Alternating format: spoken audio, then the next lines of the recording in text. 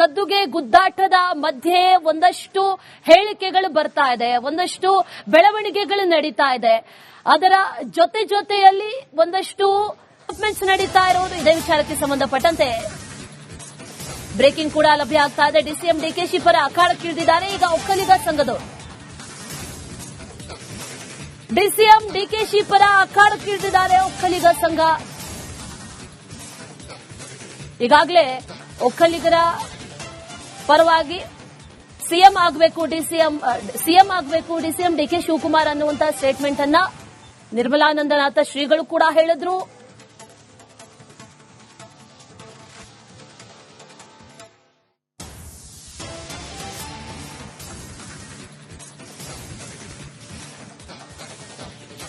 ಅದೇ ಮೈಸೂರು ನಗರದವರು ಅವರು ಕೂಡ ಮೊದಲನೇ ಬಾರಿಗೆ ಈ ಸಾರಿ ಗೆದ್ದು ಬಂದಿರತಕ್ಕಂಥವ್ರು. ಅವರು ಬಹಳ ಅಲ್ಲಿ ಕಾಂಟ್ರಾಕ್ಟರ್ ಆಗಿ ಕೆಲಸ ಮಾಡಿ, ಕಾರ್ಪೊರೇಟರ್ ಆಗಿ ಕೆಲಸ ಮಾಡಿ ತುಂಬಾ ಅನುಭವ ಇರ್ತಕ್ಕಂಥವ್ರು. ಅವರನ್ನ ಖಜಾಂಚಿಯಾಗಿ ನಾವು ಆಯ್ಕೆ ಮಾಡಿದ್ದೀರಿ. ಅವರು ಶ್ರೀಧರ್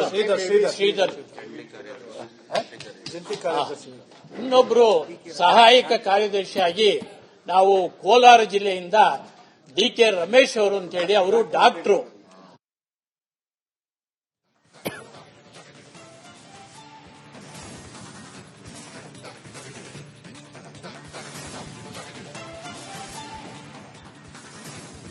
ಈಗ ಒಕ್ಕಲಿಗ ಸಂಘ ಡಿಕೆಶಿ ಪರವಾಗಿ ನಿಂತಿದೆ, ಡಿಕೆಶಿ ಬೆನ್ನಿಗೆ ನಿಂತಿದೆ. ಈಗಾಗಲೇ ಒಕ್ಕಲಿಗ ಶ್ರೀಗಳು ಡಿಕೆ ಶಿವಕುಮಾರ್ ಪರವಾಗಿ ನಿಂತರು. ಡಿಕೆಶಿ ಸಿಎಂ ಆಗಬೇಕು ಅನ್ನುವಂಥದ್ದನ್ನ ಹೇಳಿದ್ರು. ತಮ್ಮ ಸಮುದಾಯದಿಂದ ಡಿಕೆ ಶಿವಕುಮಾರ್ ಸಿಎಂ ಆಗಬೇಕು, ಆದ್ರೆ ಬಹಳ ಒಳ್ಳೆಯದು ಅನ್ನುವಂಥ ಮಾತನ್ನ ಕೂಡ ಹೇಳಿದ್ರು. ಈಗ ಸಂಘ ಕೂಡ ಡಿಕೆ ಶಿವಕುಮಾರ್ ಸಿಎಂ ಆಗಬೇಕು ಅಂತ ಹೇಳ್ತಿದ್ದಾರೆ.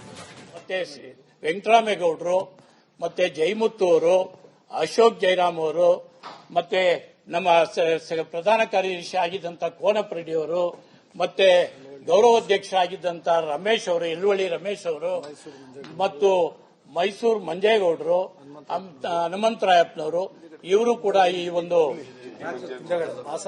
ಹಾಸನದ ಮಂಜೇಗೌಡರು.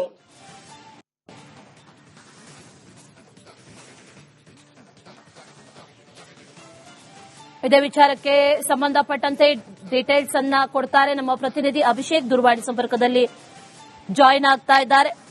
ಅಭಿಷೇಕ್, ಗಮನಿಸ್ತಾ ಇದ್ದೀವಿ ಈಗಾಗಲೇ ರಾಜ್ಯದಲ್ಲಿ ನಡೀತಾ ಇರುವಂತಹ ಈ ನಾಯಕತ್ವ ಬದಲಾವಣೆ ವಿಚಾರಕ್ಕೆ ಅಂತ್ಯ ಹಾಡಬೇಕು ಅಂತ ಹೈಕಮಾಂಡ್ ಹರಸಾಹಸ ಪಡ್ತಾ ಇದೆ ಒಂದು ಕಡೆ, ಮತ್ತೊಂದು ಕಡೆ ಒಕ್ಕಲಿಗರ ಸಂಘ ಈಗ ಡಿಕೆ ಶಿವಕುಮಾರ್ ಬೆನ್ನಿಗೆ ನಿಂತಿರೋದು.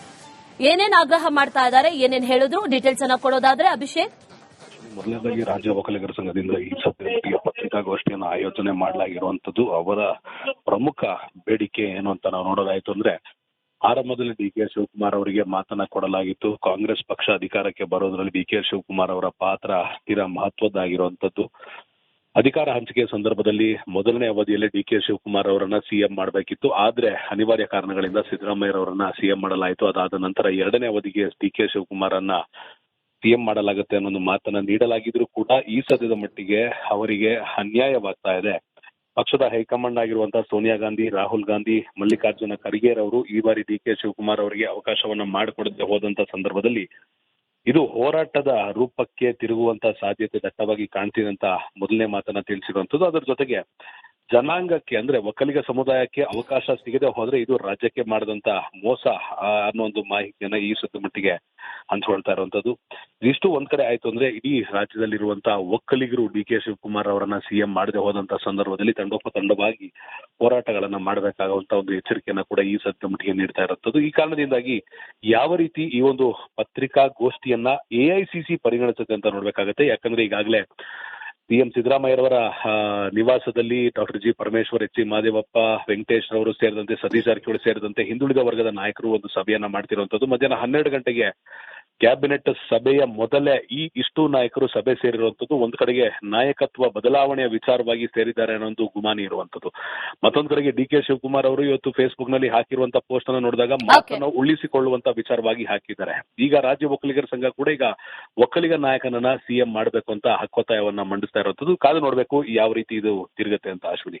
All right Abhishek, thank you ಡೀಟೇಲ್ಸ್ಗೆ. ಗದ್ದುಗೆ ಗುದ್ದಾಟದ ಮಧ್ಯೆ ಒಂದಷ್ಟು ಹೇಳಿಕೆಗಳು ಬರ್ತಾ ಇದೆ, ಒಂದಷ್ಟು ಬೆಳವಣಿಗೆಗಳು ನಡೀತಾ ಇದೆ. ಅದರ ಜೊತೆಯಲ್ಲಿ ಒಂದಷ್ಟು ಡೆವಲಪ್ಮೆಂಟ್ಸ್ ನಡೀತಾ ಇರೋದು. ಇದೇ ವಿಚಾರಕ್ಕೆ ಸಂಬಂಧಪಟ್ಟಂತೆ ಬ್ರೇಕಿಂಗ್ ಕೂಡ ಲಭ್ಯ ಆಗ್ತಾ ಇದೆ. ಡಿಸಿಎಂ ಡಿಕೆಶಿ ಪರ ಅಖಾಡಕ್ಕಿಳಿದಿದ್ದಾರೆ ಈಗ ಒಕ್ಕಲಿಗ ಸಂಘದವರು. ಡಿಸಿಎಂ ಡಿಕೆಶಿ ಪರ ಅಖಾಡಕ್ಕಿಳಿದಿದ್ದಾರೆ ಒಕ್ಕಲಿಗ ಸಂಘ. ಈಗಾಗಲೇ ಒಕ್ಕಲಿಗರ ಪರವಾಗಿ ಸಿಎಂ ಆಗಬೇಕು ಡಿಸಿಎಂ ಡಿಕೆ ಶಿವಕುಮಾರ್ ಅನ್ನುವಂತಹ ಸ್ಟೇಟ್ಮೆಂಟ್ ಅನ್ನ ನಿರ್ಮಲಾನಂದನಾಥ ಶ್ರೀಗಳು ಕೂಡ ಹೇಳಿದ್ರು.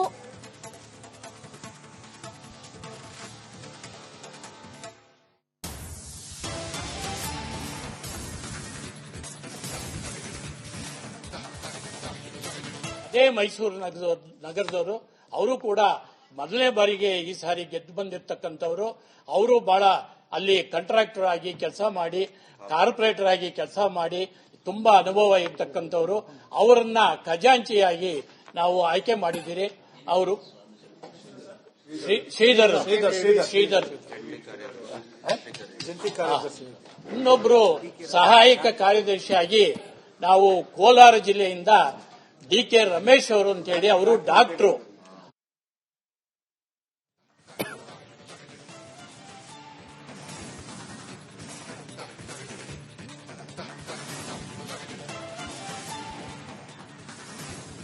ಈಗ ಒಕ್ಕಲಿಗ ಸಂಘ ಡಿಕೆಶಿ ಪರವಾಗಿ ನಿಂತಿದೆ, ಡಿಕೆಶಿ ಬೆನ್ನಿಗೆ ನಿಂತಿದೆ.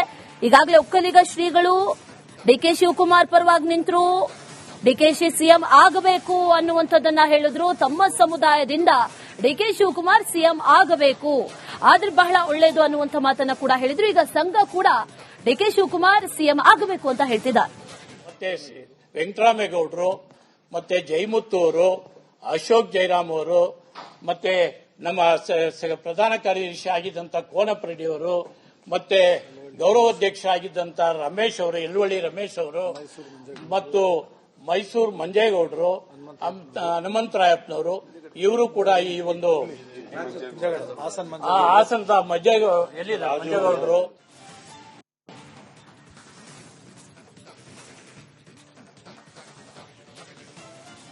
ಇದೇ ವಿಚಾರಕ್ಕೆ ಸಂಬಂಧಪಟ್ಟಂತೆ ಡೀಟೇಲ್ಸ್ ಅನ್ನ ಕೊಡ್ತಾರೆ ನಮ್ಮ ಪ್ರತಿನಿಧಿ ಅಭಿಷೇಕ್. ದೂರವಾಣಿ ಸಂಪರ್ಕದಲ್ಲಿ ಜಾಯಿನ್ ಆಗ್ತಾ ಇದ್ದಾರೆ. ಅಭಿಷೇಕ್, ಗಮನಿಸ್ತಾ ಇದ್ದೀವಿ ಈಗಾಗಲೇ ರಾಜ್ಯದಲ್ಲಿ ನಡೀತಾ ಇರುವಂತಹ ಈ ನಾಯಕತ್ವ ಬದಲಾವಣೆ ವಿಚಾರಕ್ಕೆ ಅಂತ್ಯ ಹಾಡಬೇಕು ಅಂತ ಹೈಕಮಾಂಡ್ ಹರಸಾಹಸ ಪಡ್ತಾ ಇದೆ ಒಂದ್ ಕಡೆ, ಮತ್ತೊಂದು ಕಡೆ ಒಕ್ಕಲಿಗರ ಸಂಘ ಈಗ ಡಿಕೆ ಶಿವಕುಮಾರ್ ಬೆನ್ನಿಗೆ ನಿಂತಿರೋದು. ಏನೇನ್ ಆಗ್ರಹ ಮಾಡ್ತಾ ಇದ್ದಾರೆ, ಏನೇನ್ ಹೇಳಿದ್ರು, ಡೀಟೇಲ್ಸ್ ಅನ್ನ ಕೊಡೋದಾದ್ರೆ ಅಭಿಷೇಕ್. ಮೊದಲನೇದಾಗಿ ರಾಜ್ಯ ಒಕ್ಕಲಿಗರ ಸಂಘದಿಂದ ಈ ಸಭೆಯ ಪತ್ರಿಕಾಗೋಷ್ಠಿಯನ್ನು ಆಯೋಜನೆ ಮಾಡಲಾಗಿರುವಂತದ್ದು ಅವರ ಪ್ರಮುಖ ಬೇಡಿಕೆ ಏನು ಅಂತ ನಾವು ನೋಡೋದಾಯ್ತು ಅಂದ್ರೆ, ಆರಂಭದಲ್ಲಿ ಡಿಕೆ ಶಿವಕುಮಾರ್ ಅವರಿಗೆ ಮಾತನ್ನ ಕೊಡಲಾಗಿತ್ತು. ಕಾಂಗ್ರೆಸ್ ಪಕ್ಷ ಅಧಿಕಾರಕ್ಕೆ ಬರೋದ್ರಲ್ಲಿ ಡಿಕೆ ಶಿವಕುಮಾರ್ ಅವರ ಪಾತ್ರ ತೀರಾ ಮಹತ್ವದ್ದಾಗಿರುವಂತದ್ದು. ಅಧಿಕಾರ ಹಂಚಿಕೆ ಸಂದರ್ಭದಲ್ಲಿ ಮೊದಲನೇ ಅವಧಿಯಲ್ಲಿ ಡಿಕೆ ಶಿವಕುಮಾರ್ ಅವರನ್ನ ಸಿಎಂ ಮಾಡಬೇಕಿತ್ತು. ಆದ್ರೆ ಅನಿವಾರ್ಯ ಕಾರಣಗಳಿಂದ ಸಿದ್ದರಾಮಯ್ಯರವರನ್ನ ಸಿಎಂ ಮಾಡಲಾಯಿತು. ಅದಾದ ನಂತರ ಎರಡನೇ ಅವಧಿಗೆ ಡಿಕೆ ಶಿವಕುಮಾರ್ ಅನ್ನ ಸಿಎಂ ಮಾಡಲಾಗುತ್ತೆ ಅನ್ನೋ ಮಾತನ್ನ ನೀಡಲಾಗಿದ್ರು ಕೂಡ ಈ ಸದ್ಯದ ಮಟ್ಟಿಗೆ ಅವರಿಗೆ ಅನ್ಯಾಯವಾಗ್ತಾ ಇದೆ. ಪಕ್ಷದ ಹೈಕಮಾಂಡ್ ಆಗಿರುವಂತಹ ಸೋನಿಯಾ ಗಾಂಧಿ, ರಾಹುಲ್ ಗಾಂಧಿ, ಮಲ್ಲಿಕಾರ್ಜುನ ಖರ್ಗೆ ಅವರು ಈ ಬಾರಿ ಡಿಕೆ ಶಿವಕುಮಾರ್ ಅವರಿಗೆ ಅವಕಾಶವನ್ನ ಮಾಡಿಕೊಡದೆ ಹೋದಂತ ಸಂದರ್ಭದಲ್ಲಿ ಇದು ಹೋರಾಟದ ರೂಪಕ್ಕೆ ತಿರುಗುವಂತ ಸಾಧ್ಯತೆ ದಟ್ಟವಾಗಿ ಕಾಣ್ತಿದೆ ಅಂತ ಮೊದಲನೇ ಮಾತನ್ನ ತಿಳಿಸಿರುವಂತದ್ದು. ಅದರ ಜೊತೆಗೆ ಜನಾಂಗಕ್ಕೆ ಅಂದ್ರೆ ಒಕ್ಕಲಿಗ ಸಮುದಾಯಕ್ಕೆ ಅವಕಾಶ ಸಿಗದೆ ಹೋದ್ರೆ ಇದು ರಾಜ್ಯಕ್ಕೆ ಮಾಡಿದಂತ ಮೋಸ ಅನ್ನೋ ಒಂದು ಮಾಹಿತಿಯನ್ನ ಈ ಸುತ್ತ ಮಟ್ಟಿಗೆ ಹಂಚ್ಕೊಳ್ತಾ ಇರುವಂತದ್ದು. ಇಷ್ಟು ಒಂದ್ ಕಡೆ ಆಯ್ತು ಅಂದ್ರೆ, ಇಡೀ ರಾಜ್ಯದಲ್ಲಿರುವಂತಹ ಒಕ್ಕಲಿಗರು ಡಿಕೆ ಶಿವಕುಮಾರ್ ಅವರನ್ನ ಸಿಎಂ ಮಾಡದೆ ಹೋದಂತ ಸಂದರ್ಭದಲ್ಲಿ ತಂಡೋಪತಂಡವಾಗಿ ಹೋರಾಟಗಳನ್ನ ಮಾಡಬೇಕಾಗುವಂತ ಒಂದು ಎಚ್ಚರಿಕೆಯನ್ನ ಕೂಡ ಈ ಸದ್ಯದ ಮಟ್ಟಿಗೆ ನೀಡ್ತಾ ಇರುವಂತದ್ದು. ಈ ಕಾರಣದಿಂದಾಗಿ ಯಾವ ರೀತಿ ಈ ಒಂದು ಪತ್ರಿಕಾಗೋಷ್ಠಿಯನ್ನ ಎಐಸಿಸಿ ಪರಿಗಣಿಸುತ್ತೆ ಅಂತ ನೋಡ್ಬೇಕಾಗತ್ತೆ. ಯಾಕಂದ್ರೆ ಈಗಾಗಲೇ ಸಿಎಂ ಸಿದ್ದರಾಮಯ್ಯರವರ ನಿವಾಸದಲ್ಲಿ doctor G Parameshwar, H C Mahadevappa, Venkatesh ರವರು ಸೇರಿದಂತೆ ಸತೀಶ್ ಜಾರಕಿಹೊಳಿ ಸೇರಿದಂತೆ ಹಿಂದುಳಿದ ವರ್ಗದ ನಾಯಕರು ಒಂದು ಸಭೆಯನ್ನ ಮಾಡ್ತಿರುವಂತದ್ದು. ಮಧ್ಯಾಹ್ನ 12 ಗಂಟೆಗೆ ಕ್ಯಾಬಿನೆಟ್ ಸಭೆಯ ಮೊದಲೇ ಇಷ್ಟು ನಾಯಕರು ಸಭೆ ಸೇರಿರುವಂತದ್ದು. ಒಂದ್ ಕಡೆಗೆ ನಾಯಕತ್ವ ಬದಲಾವಣೆಯ ವಿಚಾರವಾಗಿ ಸೇರಿದ್ದಾರೆ ಅನ್ನೋ ಒಂದು ಗುಮಾನಿ ಇರುವಂತದ್ದು. ಮತ್ತೊಂದ್ ಕಡೆಗೆ ಡಿಕೆ ಶಿವಕುಮಾರ್ ಅವರು ಇವತ್ತು ಫೇಸ್ಬುಕ್ ನಲ್ಲಿ ಹಾಕಿರುವಂತಹ ಪೋಸ್ಟ್ ಅನ್ನು ನೋಡಿದಾಗ ಮಾತನ್ನು ಉಳಿಸಿಕೊಳ್ಳುವಂತ ವಿಚಾರವಾಗಿ ಹಾಕಿದ್ದಾರೆ. ಈಗ ರಾಜ್ಯ ಒಕ್ಕಲಿಗರ ಸಂಘ ಕೂಡ ಈಗ ಒಕ್ಕಲಿಗ ನಾಯಕನನ್ನ ಸಿಎಂ ಮಾಡಬೇಕು ಅಂತ ಹಕ್ಕೊತ್ತಾಯವನ್ನ ಮಂಡಿಸ್ತಾ ಇರುವಂತದ್ದು. ಕಾದು ನೋಡ್ಬೇಕು ಯಾವ ರೀತಿ ಇದು ತಿರುಗುತ್ತೆ ಅಂತ. Ashwini. All right Abhishek, thank you ಡೀಟೇಲ್ಸ್ಗೆ.